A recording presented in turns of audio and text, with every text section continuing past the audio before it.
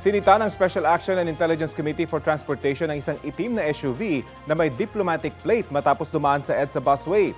Makikita sa CCTV ang pagdaan ng sasakyan sa busway na bahagi ng EDSA Ortigas kahapon ng hapon.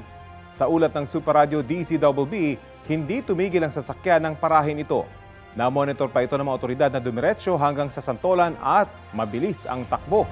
Inaalam na nila ngayon kung sino ang may-ari ng SUV. Hihilingin din daw ng SAIC ng show cause order kaugnay rito.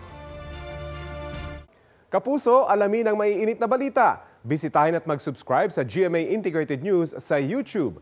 Sa mga kapuso abroad, samahan nyo kami sa GMA Pinoy TV at sa www.gmanews.tv.